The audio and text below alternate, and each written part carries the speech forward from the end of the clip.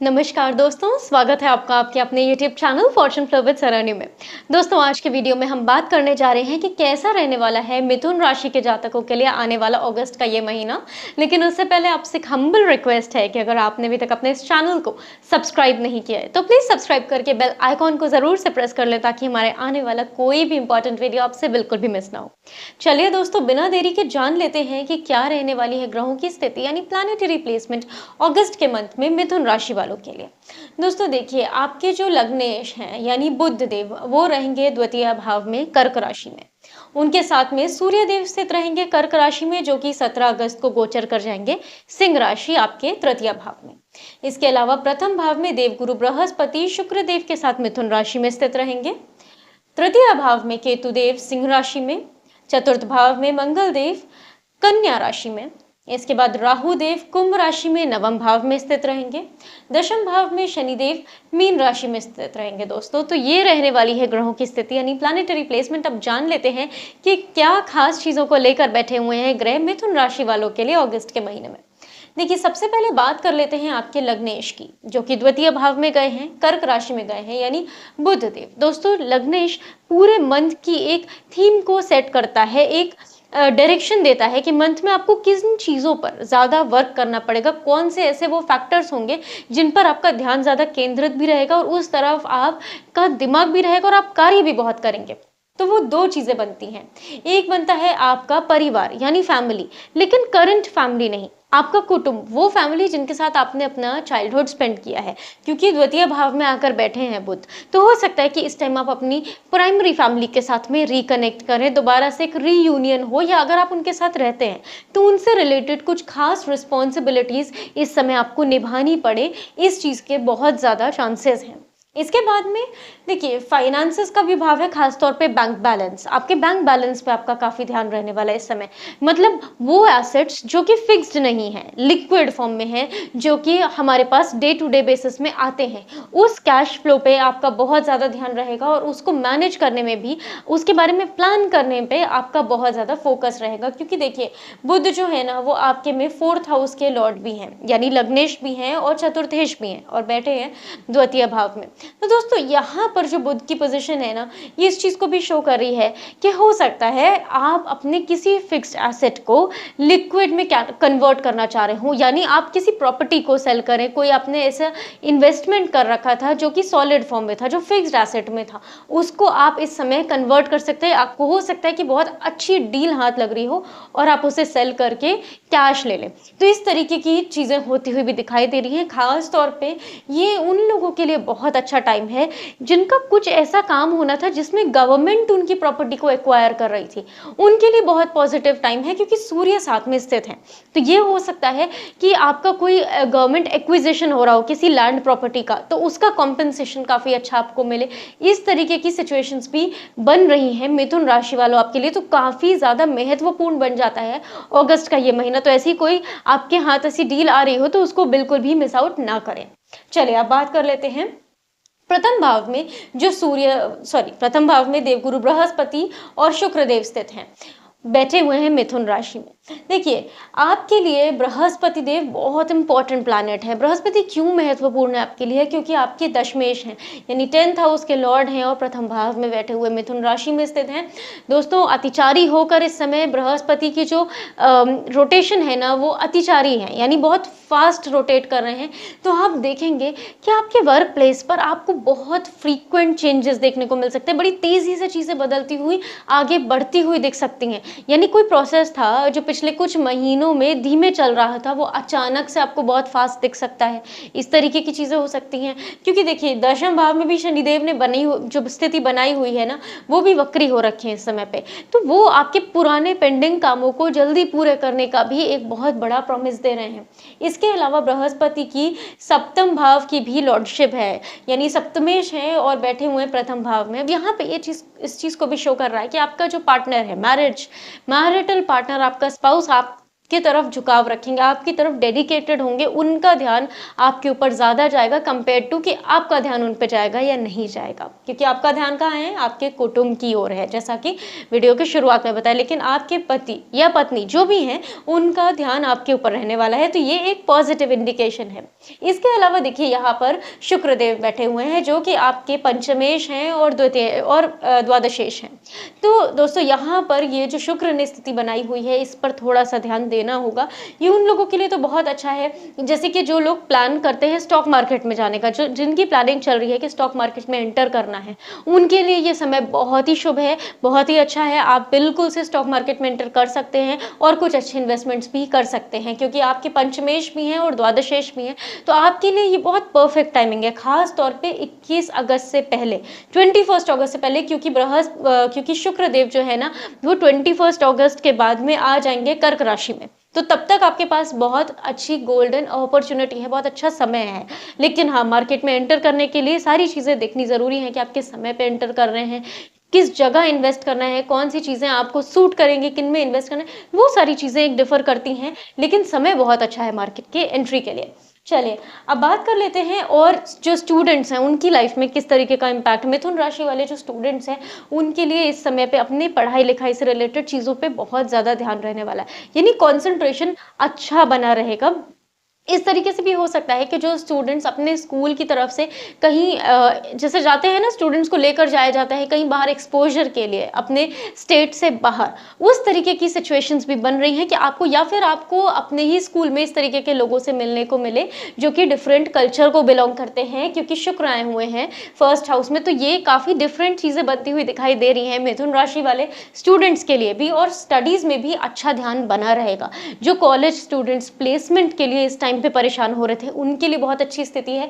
खास तौर पे उन स्टूडेंट्स के लिए जो कि एमएनसीज के लिए ट्राई कर रहे थे, उनके लिए बहुत अच्छी पोजीशन बनाई हुई है। बृहस्पति और शुक्रदेव जो बैठे हुए हैं साथ में, देखिए 21 अगस्त तक का बहुत अच्छा टाइम है, इसको बिल्कुल वेस्ट ना होने दें।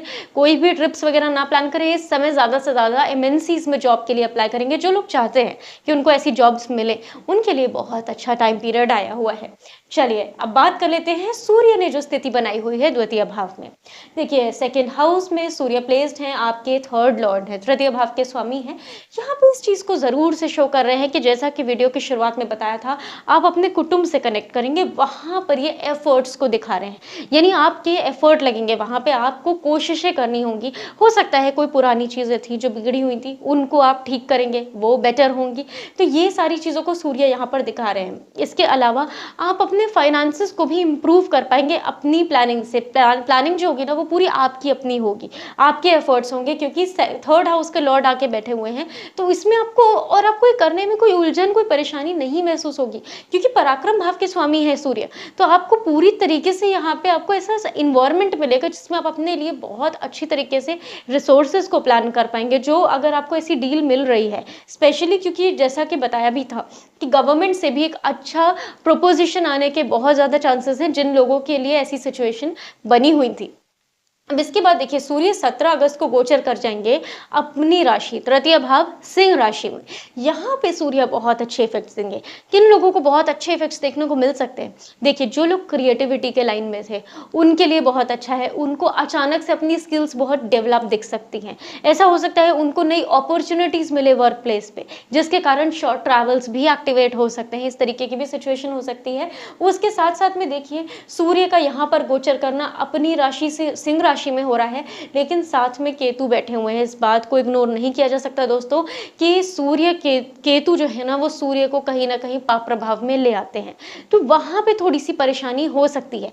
लेकिन क्योंकि देखिए, ये सूर्य की अपनी राशि है, सिंह राशि है, तो यहाँ पे सूर्य का ज्यादा स्ट्रॉन्ग पोजिशन बना हुआ है, इसलिए उनके इफेक्ट्स यहाँ पे ज्यादा देखने को मिलेंगे। जो लोग, अगर ऐसा है कि कहीं जिनका काम कम्युनिकेशन बेस्ड है, उनको इस समय बहुत ज्यादा अपने काम में फेम मिल सकता है, यानी उनकी पहचान बढ़ सकती है, प्रमोशन मिल सकता है, ग्रोथ मिल सकती है सूर्य के इस गोचर में। यानी 17 अगस्त के बाद में जो गोचर होगा सूर्य का, वो आपको काफी ज्यादा बेनिफिट्स दे सकता है दोस्तों।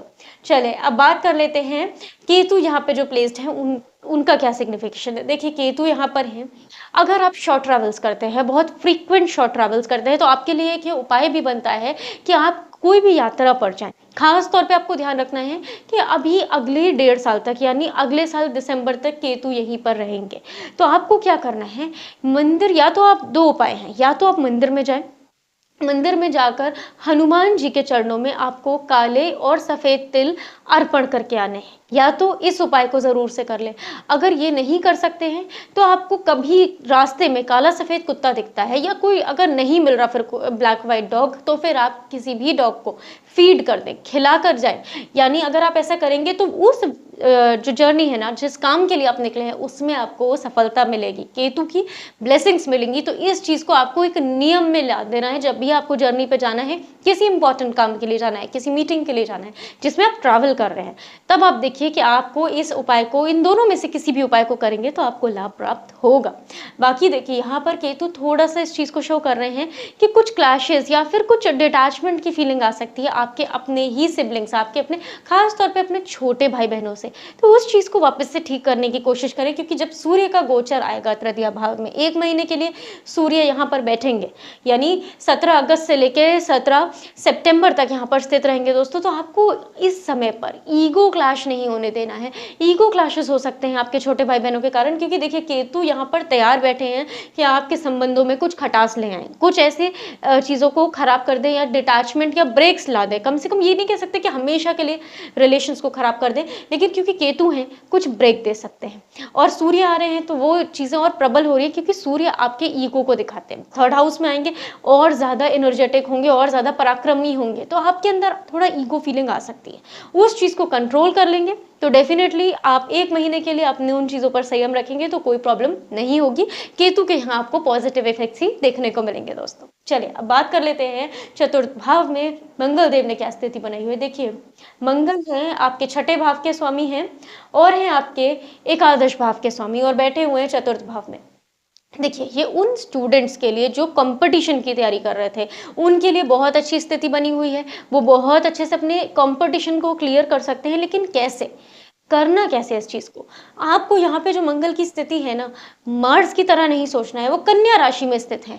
आपको अपने लॉजिक का इस्तेमाल करना है, इंटेलेक्चुअल तरीके से सीखना है। यानी आपको सिर्फ और सिर्फ मेहनत नहीं करने चल जानी है कि जैसे कहते हैं कि एक आग होनी चाहिए एग्जाम क्लियर करने के लिए, बस आप दिन रात लगे रहिए।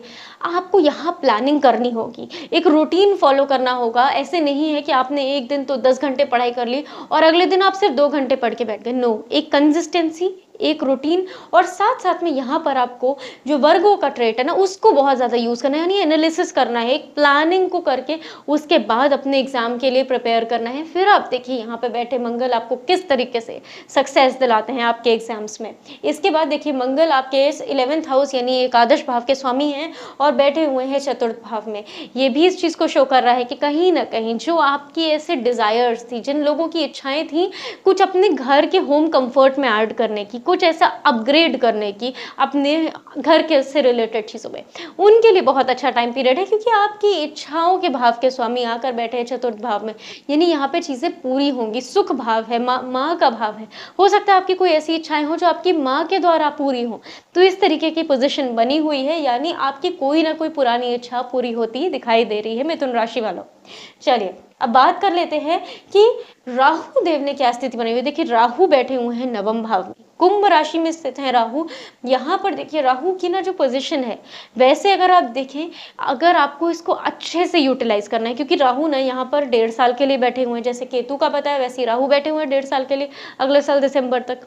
आपको ध्यान किस चीज का रखना है, ध्यान रखना है आपके वर्क प्लेस पे जब आप किसी नए सीनियर से कनेक्ट होते हैं। इस समय अगर आपके कोई पुराने सीनियर की बात यहाँ नहीं हो रही है, कोई नए बॉस आ रहे हैं, किसी तरीके का कुछ कोई पर्सन आपकी लाइफ में ऐसा आ रहा है जो आपसे सीनियर लेवल पे है, उस पे आंख बंद करके ट्रस्ट नहीं करना है, बिल्कुल भी नहीं करना है। वो इंसान हो सकता है कि बहुत ज़्यादा मैनिपुलेटिव हो नेचर में और आप फंस भी जाए, क्योंकि आपके 9वें भाव में राहु बैठे हुए हैं। तो इस चीज़ का बहुत ज़्यादा ध्यान रखना है कि कोई ऐसा पर्सन आता है तो आपको सजग रहना है, सचेत रहना है। ये चीज़ अगर आप कर ले जाएंगे तो बहुत ज़्यादा इंपॉर्टेंट है, क्योंकि आपको इसको अपने नेचर में लाना होगा। आपको एकदम से ब्लाइंड ट्रस्ट नहीं करना है लोगों पर। और आपके लिए जो एक उपाय है दोस्तों वो ये बनता है कि अगर आपको लगता है आप लॉन्ग जर्नी पे जाने वाले हों, कभी भी लंबी यात्रा पर जाएँ और आपको ऐसा लग रहा है कि आपके लिए वो यात्रा बहुत इम्पोर्टेंट है, या यहाँ तक कि मतलब ऐसे कि कोई मीटिंग है, बहुत खास डील उसमें साइन होने वाली है, तो आपको क्या करना है, आपको निकलने से पहले, घर से निकलने से पहले अपने ऊपर थोड़ा-सा गंगा जल छिड़क लेना है। फिर आप देखिए ये उपाय इतना पावरफुल है ना कि यहाँ पे बैठे राहु फिर आपको अचानक से वो डील तो दे ही देंगे, साथ में ऐसी ग्रोथ देंगे उस डील से कि आप भी सोचते रह जाएंगे कि अचानक से रातों रात चीजें बदली कैसे। चलिए दोस्तों, तो ये आपको बहुत अच्छे उपाय बताए हुए हैं, दोनों केतु और राहु दोनों के लिए बताए हुए हैं, इनको मिस मत कीजिएगा। फिर आप देखिए कैसे लाइफ चेंज होती है अगले 1.5 साल में आपके लिए। चलिए अब बात कर लेते हैं शनिदेव ने जो दशम भाव में मीन राशि में स्थिति बनाई हुई है, क्या कहते हैं आपके लिए। देखिए सैटर्न मीन राशि में स्थित हैं और बात करें इनकी लॉर्डशिप की तो अष्टमेश है, नवमेश है और दशम भाव में बैठे हैं। अब यहाँ पर ये इस चीज को बहुत अच्छे से शो कर रहा है कि अब जैसे बात करिए अभी राहु के लिए जो नए बॉसेस हैं या नए सीनियर्स हैं उनसे ध्यान रखना है, लेकिन यहाँ पर आपको जो पुराने बॉस हैं, ये पुराने सीनियर्स हैं जिनके साथ आप बहुत समय से जुड़े हुए थे, कर्क राशि वालों, आपको उनसे बहुत ज्यादा लाभ प्राप्त हो सकता है, उनसे आपको गेन्स होंगे, उनसे गेन्स होने का बहुत ज्यादा लाभ है। सॉरी, मिथुन राशि वालों, आपको बहुत ज्यादा लाभ मिल जाएगा इस चीज से। तो इस चीज का आपको ध्यान रखना है कि जो पुराने लोग हैं उनके साथ अच्छी रेपुटेशन बना के रखनी है, उन पे डाउट नहीं करना है। और आपको आपके अगर आप जॉब स्विच का भी सोच रहे थे ना, तो अभी अपने वर्क प्लेस पे कंसिस्टेंट रहे, अभी ये सही टाइम नहीं है कि आप चेंज करें, क्योंकि आपको ग्रोथ देखने को मिलेगी, मेहनत पड़ रही होगी, ये बात बिल्कुल गारंटीड है कि मिथुन राशि वालों को इस समय अपने ऑफिस प्लेस पे बहुत ज्यादा मेहनत करनी पड़ सकती है, क्योंकि शनि देव बैठे हुए हैं दशम भाव में, अष्टमेश है, नवमेश है बैठे हुए। भाग्य भी आपको हो सकता है ऐसा लग रहा हो कि साथ नहीं दे रहा है, बड़ा धीमे धीमे चीजें हो रही हैं, क्योंकि सैटर्न है दोस्तों, शनै शनै है, स्लोली स्लोली चीजों को करते हैं, ओवरनाइट नहीं एक्सपेक्ट कर सकते। लेकिन देखिए अगर आप कंसिस्टेंटली जुड़े रहे तो ये प्लैनेट ना वो है जो आपको दूसरे सारे प्लैनेट से ज्यादा अच्छे रिजल्ट्स दे सकते हैं अगर आपने हार्ड वर्क कर लिया और आप कंसिस्टेंट रहे अपने काम में। तो सैटर्न की यहाँ प्लेसमेंट बहुत अच्छी है। और जो लोग अकल्ट साइंसेस में इंटरेस्टेड थे, यानी ऐसी साइंस जो कि दुनिया से हिडन है, छुपी हुई है, जैसे कि एस्ट्रोलॉजी है, साइकोलॉजी है, वैसी चीजें जो डीप तंत्र, एवरीथिंग, इस तरीके की चीज़ों को आप कनेक्ट कर सकते हैं, यानी आपके करियर में आप उस चीज़ को इंट्रोड्यूस कर सकते हैं। इस समय बहुत अच्छी पोजीशन वो भी सैटर्न ने आपके लिए उस समय बनाई हुई है, क्योंकि गुरुदेव बृहस्पति के साइन में बैठे हुए हैं, बृहस्पति की मीन राशि में बैठे हुए हैं। जो लोग मेडिटेशन में जाना चाहते थे उनके लिए भी शनि ने यहाँ पे बहुत अच्छी स्थिति बनाई हुई है।